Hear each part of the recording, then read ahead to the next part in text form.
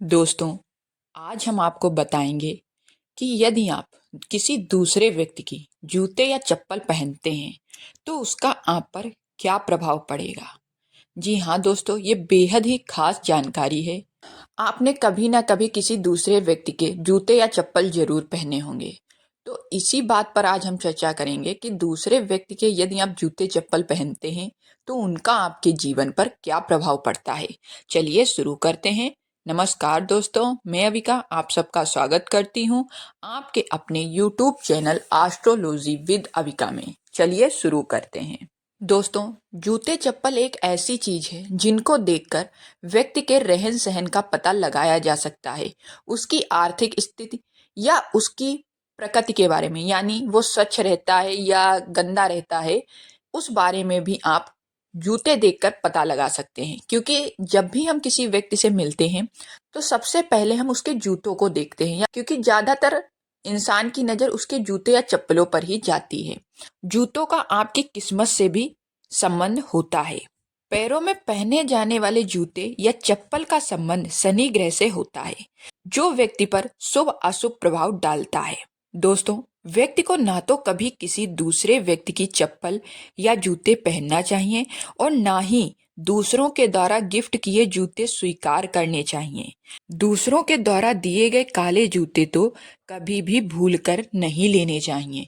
दोस्तों, ना ही आप किसी दूसरे व्यक्ति के जूते पहने और ना ही यदि आपको कोई गिफ्ट में दे दे तो वो भी आप जूते ना पहने, क्योंकि जूतों का सीधा संबंध शनि ग्रह से होता है। अक्सर लोग यही चालाकी करते हैं कि अपने ग्रहों की दशा सुधारने के लिए वो अपने जूते या चप्पल किसी दूसरे व्यक्ति को दे देते हैं। अब बात करते हैं कि लोग चालाकी कैसे करते हैं। जैसे वो यदि पुराने जूते देंगे किसी व्यक्ति को तो आप जान जाएंगे कि ये तो पुराने हैं, पहने हुए व्यक्ति दे रहा है जूते, तो आप नहीं लेंगे। अब वो चालाकी ऐसे करते हैं कि वो नए जूते तो खरीद कर ले आएंगे, फिर उसमें एक बार अपना पैर डालकर थोड़ी बहुत दूर टहल लेंगे, इससे वो जूते उनके हो जाते हैं। फिर उसके बाद वो करते हैं, उनको वैसे ही पैक करके गिफ्ट की तौर पर किसी दूसरे व्यक्ति को दे देते हैं, जिनसे उनके ग्रहों का अशुभ प्रभाव उस दूसरे व्यक्ति के पास चला जाता है जो उनके जूते लेता है। और जब वो उन जूतों को इस्तेमाल करने लगता है तो उन पर इन ग्रहों का पूरा प्रभाव पड़ जाता है, जिससे उसके जीवन में नकारात्मकता छाने लगती है। उसका कोई भी काम सफल नहीं होता, यहाँ तक कि उसे पैसों की भी किल्लत होने लगती है। दोस्तों, आप हमेशा ध्यान रखिए, यदि आपको कोई जूते शनिवार के दिन दे रहा है अब तो आप उसे बिल्कुल भी ना लें।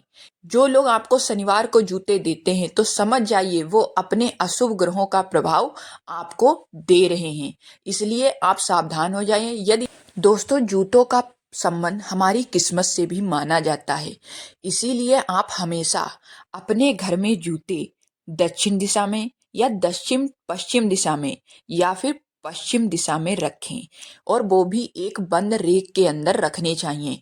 जूतों को कभी भी खुला नहीं छोड़ना चाहिए। अपने जूते या चप्पलों को कभी भी मुख्य द्वार पर नहीं रखना चाहिए, क्योंकि इसी रास्ते से आपके घर में धन की देवी का प्रवेश होता है।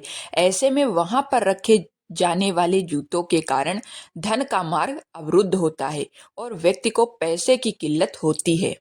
दोस्तों, अब बात करते हैं कि जूता आपको अच्छे वक्त आने का भी संकेत दे देता है।